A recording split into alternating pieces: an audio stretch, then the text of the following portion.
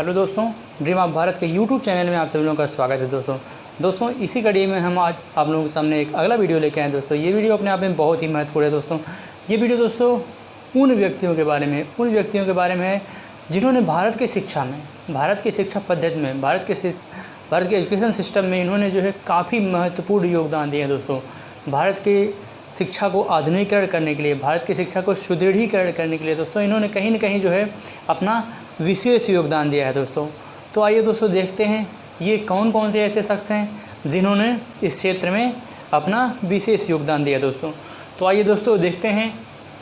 Charles Grant, William Jones, David Hare, Henry Louis Vivian Derozio, Jonathan Duncan, Lord Thomas Babington Macaulay, Charles Freer Andrews या Deenbandhu, Charles Wood, William Wilson Hunter, doctor Sarvepalli Radhakrishnan, sir Ashutosh Mukherjee, Daulat Singh Kothari. जी दोस्तों, Charles Grant, William Jones, David Hare, Henry Louis Vivian Derozio, Jonathan Duncan, Lord Thomas Babington Macaulay, Charles Freer Andrews Deenbandhu, Charles Wood, William Wilson Hunter, doctor Sarvepalli Radhakrishnan, sir Ashutosh Mukherjee और दौलत सिंह कोठारी। जी हाँ दोस्तों, इनमें आप देख रहे हैं दोस्तों कि कुछ भारतीय लोग हैं तो बाकी सब क्या हैं, विदेशी लोग हैं, ठीक, जिन्होंने इस क्षेत्र में विशेष योगदान दिया है। तो दोस्तों देख लेते हैं इन्होंने कौन कौन से कार्य किए, इनके द्वारा कौन कौन से महत्वपूर्ण कार्य किए गए हैं। तो स्टेप बाय स्टेप दोस्तों हम लोग इस पर चर्चा करते हैं। तो दोस्तों चार्ल्स ग्रांट दोस्तों, चार्ल्स ग्रांट जो था यह ईस्ट इंडिया कंपनी का यह क्या था, ईस्ट इंडिया कंपनी जो एक व्यापारिक कंपनी थी, उस ईस्ट इंडिया कंपनी के बोर्ड का यह सदस्य था। दोस्तों ईस्ट इंडिया कंपनी के बोर्ड का सदस्य कौन था, चार्ल्स ग्रांट को आधुनिक शिक्षा का जन्मदाता कहा जाता है। दोस्तों चार्ल्स ग्रांट को आधुनिक शिक्षा का जन्मदाता कहा जाता है। इसने कहा था कि अंग्रेज़ों को सिखाने के लिए, मतलब भारतीयों को अंग्रेजी सिखाने के लिए पूरे भारत में विद्यालयों का एक तरह से क्या कर दिया जाए, नेटवर्क बिछा दिया जाए। पूरे भारत में विद्यालय, मतलब हर जगह पूरे भारत में क्या कर दिया जाए, विद्यालय खोल दिया जाए, स्कूल खोल दिया जाए, कॉलेज खोल दिया जाए। इस तरह से इसने अपना जो है स्टेटमेंट दिया था कि भारत में भारतीयों को जो है अंग्रेजी में शिक्षा देने के लिए, भारतीयों को अंग्रेजी सिखाने के लिए पूरे भारत में, ओवरऑल भारत में क्या कर दिया जाए, पूरा एक इस स्कूल और विद्यालयों का नेटवर्क पूरा फैला दिया जाए। ये स्टेटमेंट किसका था दोस्तों, तो ये स्टेटमेंट था चार्ल्स ग्रांट का। दोस्तों आप जानते हैं दोस्तों, चार्ल्स ग्रांट को ही आधुनिक शिक्षा का जन्मदाता कहा जाता है। दोस्तों विलियम जोन्स दोस्तों, आप सभी लोग इस नाम से परिचित होंगे। विलियम जोन्स ये बहुत ही महत्वपूर्ण व्यक्ति है। दोस्तों विलियम जोन्स दोस्तों 1783 में, विलियम जोन्स 1783 में दोस्तों यह बंगाल में हाई कोर्ट में क्या था, न्यायाधीश था। विलियम जोन्स 1783 में यह बंगाल में क्या था, बंगाल के हाई कोर्ट में यह न्यायाधीश था। दोस्तों बंगाल के हाई कोर्ट में न्यायाधीश था विलियम जोन्स के द्वारा। दोस्तों विलियम जोन्स के द्वारा 1784 ईस्वी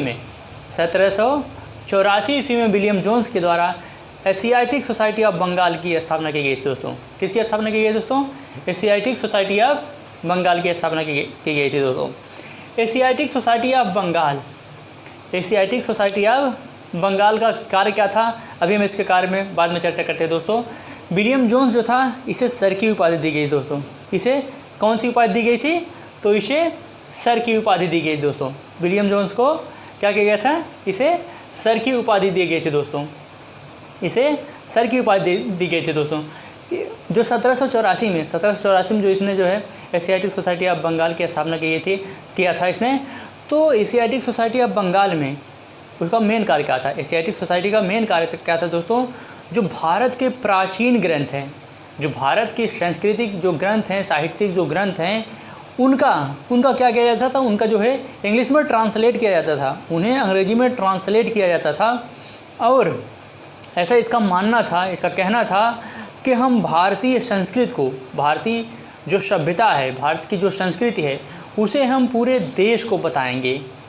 इस पर्पज़ से जो है वह क्या करता था, इसका मतलब जो भारतीय साहित्य थे, जो भारतीय ग्रंथ थे, उसका यह अंग्रेजी में क्या करता था, ट्रांसलेट करता था या करवाता था दोस्तों। तो इनमें कौन कौन से भारतीय ग्रंथ थे मुख्यतः जिसका इसने क्या किया था, अंग्रेजी में ट्रांसलेट किया था दोस्तों। तो इसमें देख लेते हैं दोस्तों, इसमें है अभिज्ञान शाकुंतलम दोस्तों। कौन है दोस्तों, अभिज्ञान शाकुंतलम, अभिज्ञान शाकुंतलम, अभिज्ञान शाकुंतलम है।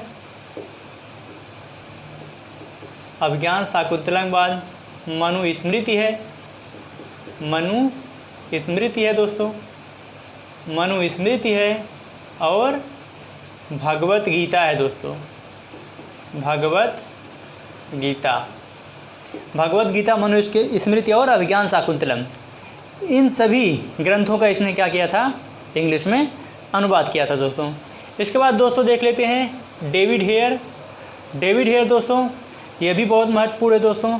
डेविड हेयर भी क्या है, बहुत ही महत्वपूर्ण है। डेविड हेयर ने 1817 में डेविड हेयर ने राजा राम मोहन राय के साथ मिल करके, डेविड हेयर ने 1817 में राजा राम मोहन राय के साथ मिल करके इसने कलकत्ता में हिंदू कॉलेज की स्थापना किया दोस्तों।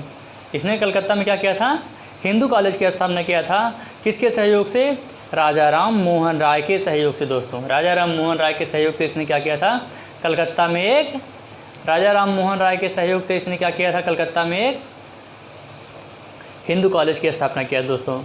और इसके द्वारा दोस्तों डेविड हेयर के द्वारा दोस्तों कलकत्ता में एक अंग्रेजी विद्यालय की स्थापना किया गया था, इंग्लिश कॉलेज की स्थापना की गई थी।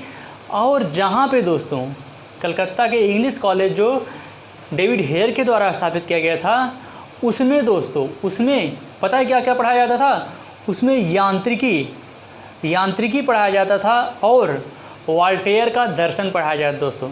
वॉल्टेयर का दर्शन और यांत्रिकी में शिक्षा दी जाती थी दोस्तों। किस कॉलेज में, तो कलकत्ता का जो इंग्लिश कॉलेज था, अंग्रेजी जो विद्यालय था, जो किसके द्वारा स्थापित किया गया था, तो डेविड हेयर के द्वारा स्थापित किया गया था दोस्तों। डेविड हेयर के द्वारा स्थापित किया गया था। इसके बाद दोस्तों Henry Louis Vivian Derozio, Henry Louis Vivian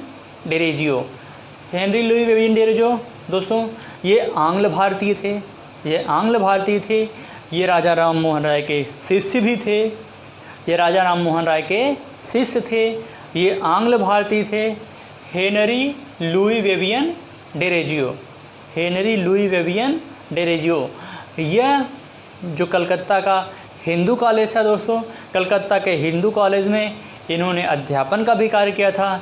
ये इतिहास के एक ज्ञाता भी थे, इतिहास विषय पे ही जो है ये नियुक्त किए गए थे अध्यापन के लिए वहाँ कलकत्ता के हिंदू कॉलेज में। विवियन डिरेजियो इन्होंने 1828 में इनके द्वारा 1828 में यंग बंग आंदोलन की स्थापना की गई दोस्तों। यंग बंग आंदोलन की स्थापना किसके द्वारा की गई दोस्तों, तो यंग बंग आंदोलन की स्थापना हेनरी विवियन डिरेजियो के द्वारा ही की गई थी दोस्तों। और ये राजा राम मोहन राय के क्या थे, शिष्य थे। इसके बाद है दोस्तों जोनाथन डंकन, ये दोस्तों बहुत ही इम्पॉर्टेंट है। जोनाथन डंकन 1772 में दोस्तों यह ईस्ट इंडिया कंपनी का एक तरह से बनारस का जो है सुपरिटेंडेंट घोषित किया गया दोस्तों। सुपरिटेंडेंट इसे घोषित किया गया कहाँ का, बनारस का। किसे दोस्तों, जोनाथन डंकन को 1772 में क्या किया गया, बनारस का सुपरिटेंडेंट इसे बनाया गया दोस्तों, जोनाथन डंकन को। इसके बाद 78 में दोस्तों, सॉरी दोस्तों एक मिनट मिस्टेक हो गया थोड़ा सा, ये 1772 में जब आया था ये, तो ईस्ट इंडिया कंपनी की सेवा में आया था।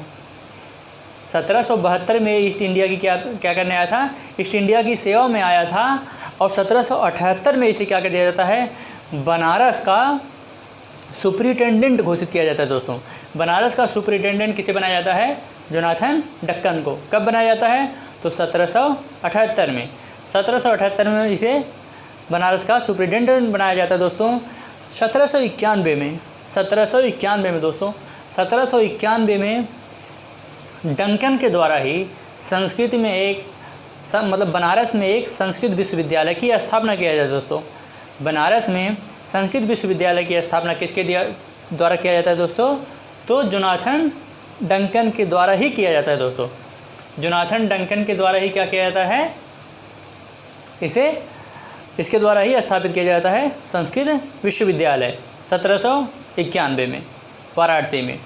इसके बाद दोस्तों इसे बम्बई के गवर्नर की हैसियत से दोस्तों बम्बई के गवर्नर की हैसियत से इसे क्या किया जाता है? बम्बई के गवर्नर की हैसियत से इसने जो आंग्ल चतुर्थ मैसूर युद्ध हुआ था दोस्तों, आंग्ल चतुर्थ मैसूर जो हुआ था इसमें यह क्या किया था? पार्टिसिपेट किया था दोस्तों, ये भाग लिया था, मतलब इसने सहयोग किया था। आंग्ल द्वितीय मैसूर युद्ध, आंग्ल चतुर्थ मैसूर युद्ध दोस्तों, आंग्ल मैसूर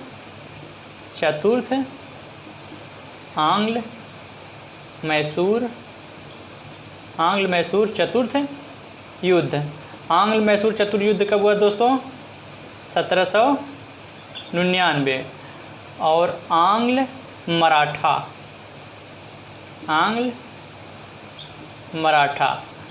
मराठा कौन था दोस्तों? तो द्वितीय आंग्ल मराठा। चतुर्थ आंग्ल मैसूर युद्ध और द्वितीय आंग्ल मराठा युद्ध।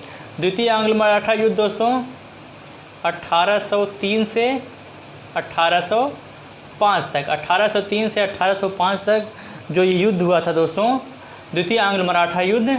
और ये जो 1799 में चतुर्थ आंग्ल मैसूर युद्ध हुआ था दोस्तों, तो यह बम्बई के गवर्नर की हैसियत से इसने क्या किया था? इसने इस युद्ध में क्या किया था? अपना योगदान दिया था दोस्तों। इसकी मृत्यु भी क्या होती है? बम्बई में ही होती है दोस्तों। और इसकी जो कब्र बनती है दोस्तों, इसके कब्र पर इसके कब्र के पास, मतलब इसके कब्र पे लिखा है दोस्तों सज्जन और न्यायिक। क्या लिखा है दोस्तों इसकी कब्र पर? इसकी कब्र कहाँ है? तो इसकी कब्र बम्बई में है। और इसकी कब्र के पास क्या लिखा है दोस्तों? सज्जन और न्यायिक। इसकी कब्र पे क्या लिखा है दोस्तों? सज्जन और न्यायिक। ये दो शब्द लिखा है दोस्तों इसकी कब्र पे। इसके बाद है दोस्तों लॉर्ड थॉमस बेबिंगटन मैकाले। ये बहुत ही महत्वपूर्ण है दोस्तों। लॉर्ड थॉमस बेबिंगटन मैकाले क्या है? ये बहुत ही महत्वपूर्ण है दोस्तों। 1833 के चार्टर्ड एक्ट के तहत, 1833 चार्टर्ड एक्ट के तहत दोस्तों इसे गवर्नर जनरल की कार्यकारिणी में, 1833 के एक्ट के तहत इसे गवर्नर जनरल की कार्यकारिणी में विधिक सदस्य के रूप में इसे नियुक्त किया गया दोस्तों। किसे? थॉमस बेबिंगटन मैकाले को 1833 के अधिनियम के तहत, चार्टर्ड एक्ट के तहत इसे जो है गवर्नर जनरल की चतुर्थ कार्यकारिणी सदस्य में इसे क्या करता है कि विधि सदस्य के रूप में इसे नियुक्त किया जाता है दोस्तों। विधिक सदस्य के रूप में इसे नियुक्त किया जाता है दोस्तों।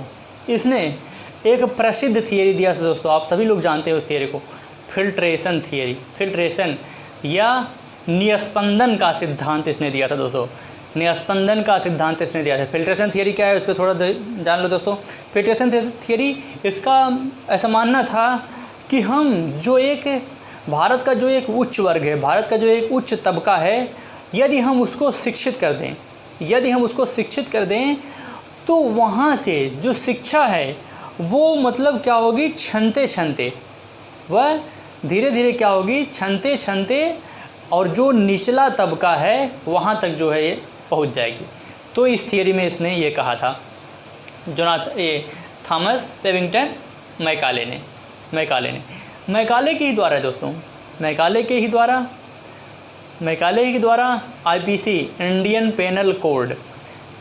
पेनल कोड की एक हस्तलिखित पांडुलिपि जो है इसके द्वारा एक तैयार की गई थी।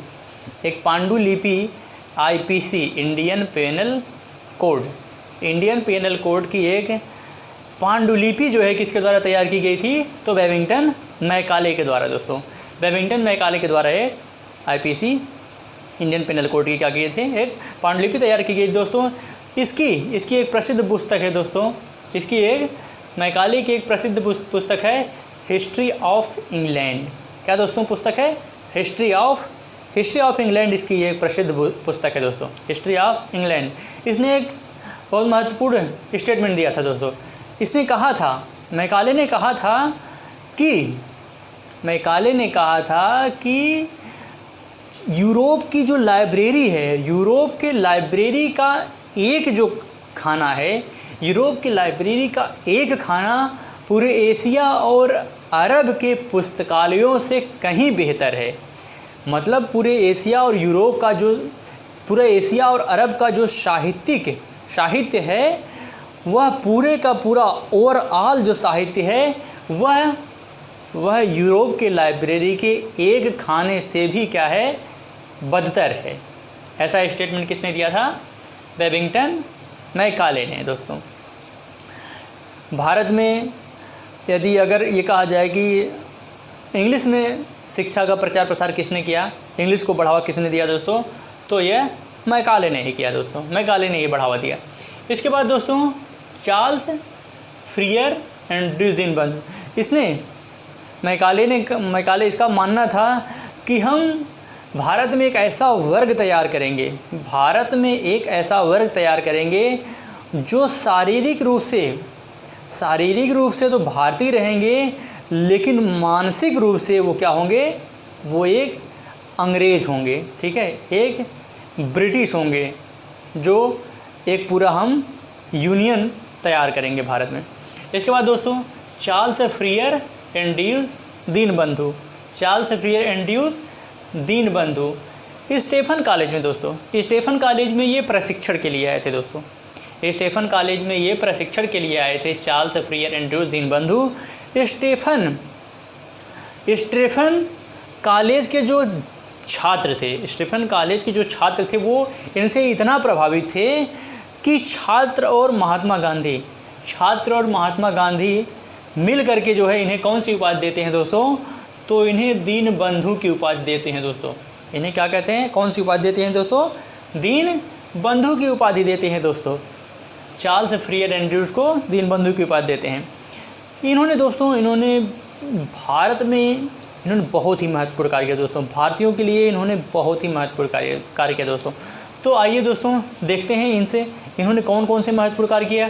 तो अभी हमने बताया दोस्तों कि जो विद्यार्थी और प्लस महात्मा गांधी ने मिलकर के इन्हें क्या किया, इन्हें एंड्रयूस की उपाधि दी, इन्हें दीनबंधु की उपाधि दी दोस्तों। इसके बाद दोस्तों देख लेते हैं, इन्होंने नेटाल इंडियन कांग्रेस की स्थापना में दोस्तों इन्होंने क्या किया, विशेष योगदान दिया दोस्तों। नेटाल इंडियन कांग्रेस दोस्तों, Natal Indian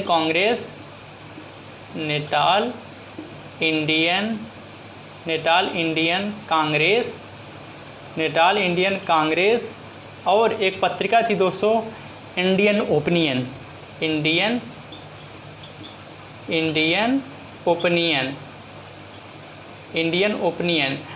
Natal Indian Congress और एक पत्रिका थी इंडियन ओपिनियन, जिसमें क्या किया इन्होंने, इसमें महत्वपूर्ण भूमिका निभाई। किसके साथ? महात्मा गांधी के साथ मिल करके जो है इन्होंने इसमें महत्वपूर्ण योगदान दिया दोस्तों, नेटाल इंडियन कांग्रेस में और इंडियन ओपिनियन में दोस्तों। तो ये जब महात्मा गांधी दक्षिण अफ्रीका में थे दोस्तों, तो ये दक्षिण अफ्रीका में भी गए थे दोस्तों।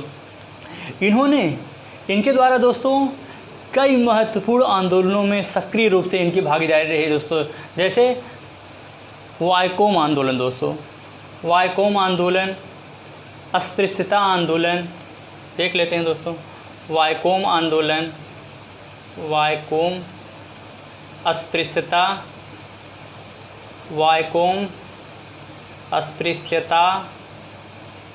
हो गया, अस्पृश्यता हो गया। इसके बाद मद्रास आंदोलन हो गया दोस्तों, मद्रास आंदोलन हो गया दोस्तों। इसके बाद दोस्तों इन्होंने गोलमेज सम्मेलन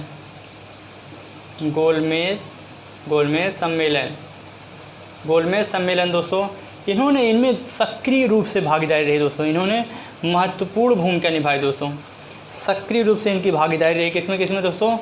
वाइकोम आंदोलन में, अस्पृश्यता आंदोलन में, मद्रास में जो एक श्रमिकों का आंदोलन था दोस्तों, उसमें इन्होंने जो है क्या किया, महत्वपूर्ण रूप से दोस्तों इन्होंने भूमिका निभाई। इन्हें यहाँ तक कि दोस्तों और गोलमेज सम्मेलन में भी इन्होंने क्या किया, सक्रिय रूप से भागीदारी भूमिका निभाई। और यहाँ तक दोस्तों, यहाँ तक जो प्रवासी भारतीय थे या मज़दूर जो थे, जो प्रवासी भारतीय या मज़दूर थे, उनके आंदोलन को नेतृत्व करने के लिए दोस्तों, उनके प्रवासी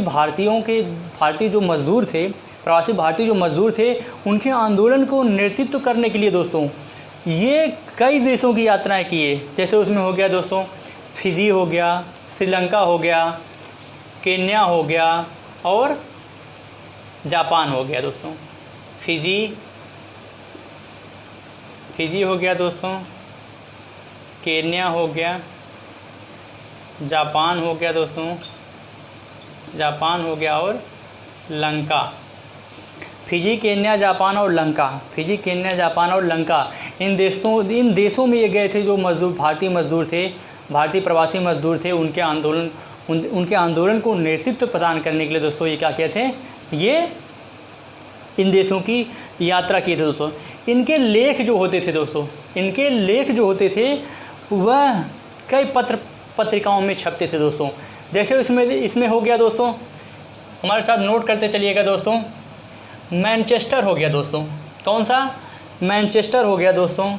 इनके लेख जिसमें छपते थे, मैनचेस्टर हो गया दोस्तों,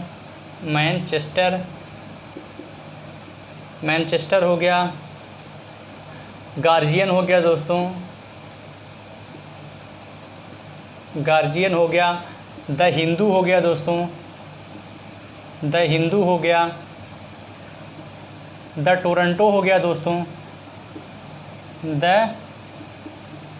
टोरंटो हो गया दोस्तों, नेटाल हो गया दोस्तों, द टोरंटो नेटाल दोस्तों, द टोरंटो नेटाल हो गया दोस्तों। इसके बाद द टोरंटो नेटाल, इसके बाद एक ऑब्जर्वर करके कोई था दोस्तों, ऑब्जर्वर। इन सभी पत्रिकाओं में दोस्तों क्या होते थे, इनके जो महत्वपूर्ण लेख होते थे दोस्तों वो इनमें छपते थे। मैनचेस्टर हो गया, गार्जियन हो गया, द हिंदू हो गया, टोरंटो नेटाल हो गया, ऑब्जर्वर हो गया दोस्तों। तो इन सभी में क्या होते थे, इनके लेख छपते थे दोस्तों। इसीलिए हमने कहा दोस्तों ये बहुत ही महत्वपूर्ण है दोस्तों। इन्होंने बहुत ही महत्वपूर्ण कार्य किए दोस्तों, भारतीयों के पक्ष में, भारतीयों के लिए, भारतीयों का जो मजदूर वर्ग था उसके लिए, ठीक है। इन्होंने हर तरह से संघर्ष किया दोस्तों। इसीलिए दोस्तों इन्हें दीनबंधु, ये बहुत ही उदार थे दोस्तों, इसीलिए इन्हें दीनबंधु की जो क्या दी गई थी, उपाधि दी गई थी दोस्तों। इसके बाद है दोस्तों चार्ल्स वुड। आप सभी लोग जानते हैं दोस्तों, इनके अध्यक्षता में एक चार्ल्स वुड का डिस्पैच आया था दोस्तों। शिक्षा से संबंधित चार्ल्स वुड का क्या आया था, डिस्पैच आया था दोस्तों। कब? 1854 में दोस्तों। 1854 में कौन था दोस्तों भारत का गवर्नर जनरल? 1854 में था लॉर्ड डलहौजी के ही टाइम पीरियड में दोस्तों क्या आया था, चार्ल्स वुड का शिक्षा संबंधी डिस्पैच आया था दोस्तों। चार्ल्स वुड का जो शिक्षा संबंधी डिस्पैच था दोस्तों, इसे भारतीय शिक्षा का मैग्ना कार्टा कहा जाता है दोस्तों। भारतीय शिक्षा का मैग्नाटा किसे कहा जाता है दोस्तों? तो भारतीय शिक्षा का मैग्नाटा चार्ल्स वुड डिस्पैच को ही कहा जाता है। कब आया था? 1854 में आया था दोस्तों। और दोस्तों चार्ल्स वुड जो था ये ईस्ट इंडिया कंपनी के दोस्तों यह बीओसी का हेड था दोस्तों, board of control. East India company के बोर्ड ऑफ कंट्रोल का क्या था, ये हेड था दोस्तों चार्ल्स वुड।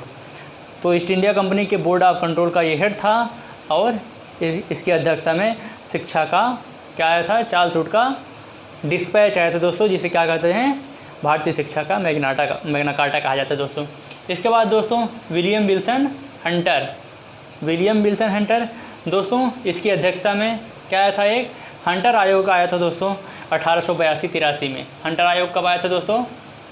हंटर आयोग दोस्तों आया था 1882-83 में दोस्तों। क्या आया था? हंटर आयोग आया था। तो किसकी अध्यक्षता में दोस्तों हंटर आयोग आया था? तो हंटर आयोग जो आया था दोस्तों ये इसी की अध्यक्षता में आया था, विलियम विल्सन हंटर, इसी के समय में ये आया था। और यह एक ऐसा आयोग था दोस्तों जिसमें सबसे ज़्यादा 8 भारतीय सदस्य थे दोस्तों। हंटर आयोग में दोस्तों सबसे ज़्यादा कितने सदस्य थे भारतीय? 8 सदस्य थे दोस्तों भारतीय हंटर आयोग में। इसके बाद दोस्तों डॉक्टर सर्वपल्ली राधाकृष्णन, ये बहुत ही महत्वपूर्ण है दोस्तों। डॉक्टर सर्वपल्ली राधाकृष्णन आप सभी लोग जानते हैं दोस्तों, ये भारत के प्रथम उपराष्ट्रपति और द्वितीय राष्ट्रपति भी रहे हैं दोस्तों। प्रथम उपराष्ट्रपति और द्वितीय राष्ट्रपति रहे हैं दोस्तों। इन्हें डॉक्टर सर्वपल्ली राधाकृष्णन आप सभी लोग जानते हैं दोस्तों, जो टीचर डे मनाया जाता है, शिक्षा दिवस मनाया जाता है दोस्तों, शिक्षक दिवस जो मनाया जाता है 5 सितंबर को, ठीक है, वो इन्हीं के जन्म दिवस के आधार पर मनाया जाता है दोस्तों। इन्हीं के जन्म दिवस के आधार पर मनाया जाता है। इन्हें भारत रत्न भी दिया गया दोस्तों, भारत रत्न भी दिया गया दोस्तों। ये राजनीति में आने से पहले, ठीक है, राजनीति में आने से पहले लगभग इन्होंने 40 साल तक दोस्तों अध्यापन का कार्य किया था। 40 साल तक अध्यापन का कार्य दोस्तों किसने किया था? तो डॉक्टर सर्वपल्ली राधाकृष्णन जो दोस्तों, डॉक्टर सर्वपल्ली राधाकृष्णन, इन्होंने शिक्षा के क्षेत्र में दोस्तों, शिक्षा के क्षेत्र में दोस्तों इन्होंने क्या किया? महत्वपूर्ण योगदान दिया दोस्तों। विश्वविद्यालय शिक्षा पर विचार के लिए 1948 में दोस्तों, 1948 में इनकी अध्यक्षता में एक आयोग का गठन किया गया दोस्तों।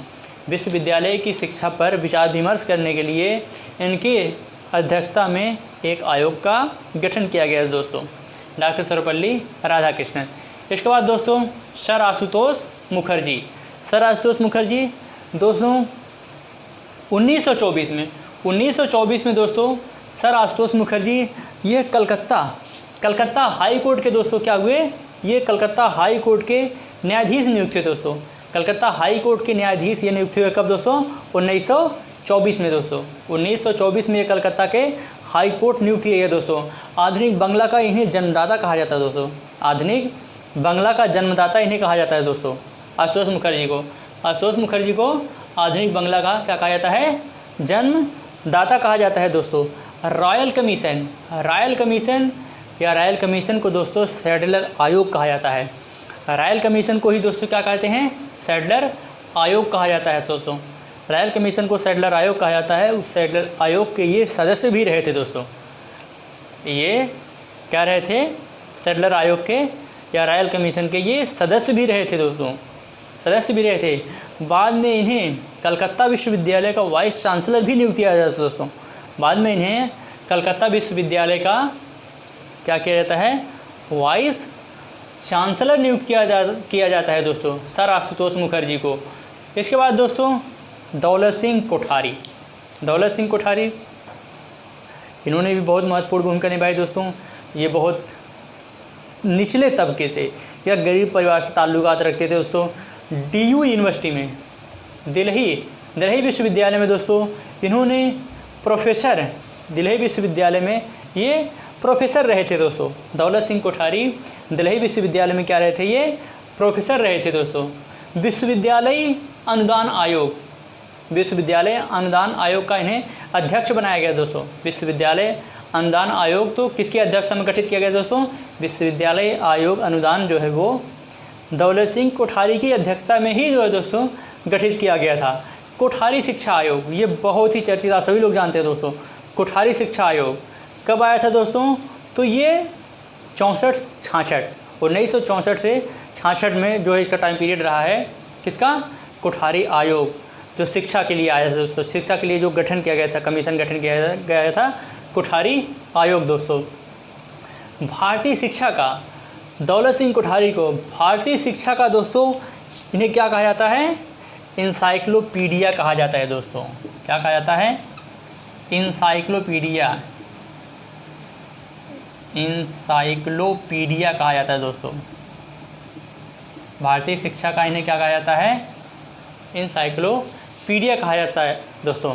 तो मुझे लगता है दोस्तों बातें हमारी लगभग कंप्लीट हो गई। इनसे जितने भी संबंधित महत्वपूर्ण कार्य थे इनके द्वारा कौन कौन से कार्य किए गए थे, तो हमने हर टॉपिक पे, हर पहलू पे जो है चर्चा किया दोस्तों। तो मुझे लगता है हमारी बातें आपको समझ में आ रही होंगी दोस्तों, आपने बेहतरीन तरीके से समझा होगा दोस्तों। तो मुझे इसी साथ दोस्तों इजाज़त दीजिए। जय भारत, जय हिंद।